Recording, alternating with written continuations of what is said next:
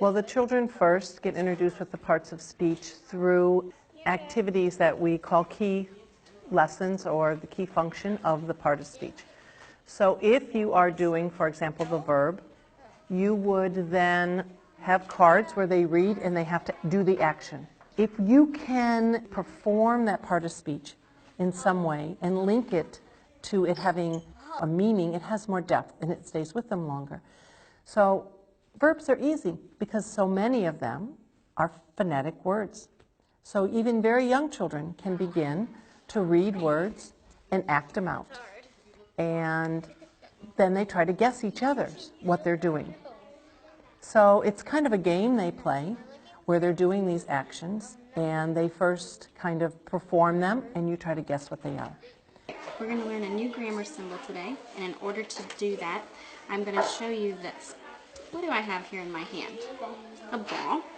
We always give it a symbol to also kind of give this visual representation of what this part of speech is. And of course, we know that verbs are actions, and it represents a red ball. And so they have a big red circle, and in the bin in the classroom, there's a red ball to represent action. All of those things that you were doing with this ball were actions. They were things that you were doing.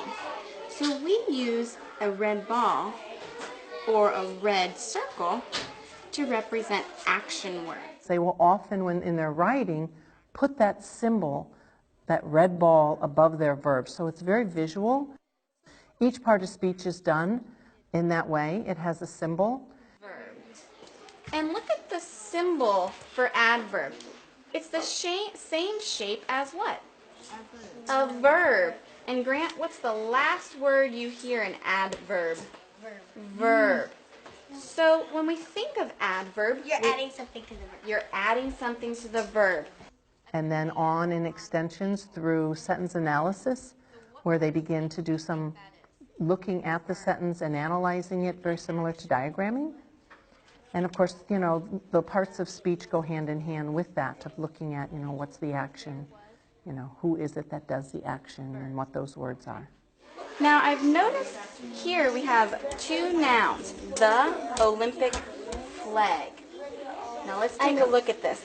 Olympic is the type of flag that it is. It's not the American flag. The symbol often represents what the essence of each part of speech is. So the red ball, which we usually use a bouncy ball, and often in our lesson we will take the beginning lesson, the key lesson, we will take it and we will bounce the ball and they'll give a word to it.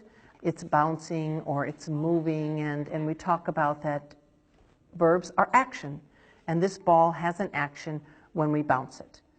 And so often the symbol is a little bit of a key to what that essence is of that part of speech. Your conjunction is a joining word. It's a pink link, like a link where you join Tom and Sue. You have a link also. So the symbol also helps you represent what that part of speech does for the sentence. A noun is represented as a big equilateral triangle, which represents the pyramids, one of our oldest, strongest, solid parts in our sentence. Nouns, we believe, were probably one of the first real words the people used in labeling things. So the noun is a big black equilateral triangle, and when we show it in the classroom, we show a black pyramid. Black also representing coal, which comes from a very long time ago. So the color, the symbol, represents a noun, which is such an old, strong, important part of every sentence. After the noun, we learned the small blue triangle. Maddie, what is that? Article. Article. What are the three articles that we use? A and the. A and the. Good.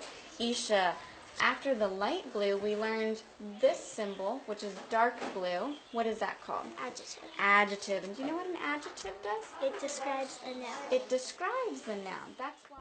Your article, your adjective, and your noun are all part of your noun family, because those three words go together. And so they all have triangles, and they go together as a family called the noun family.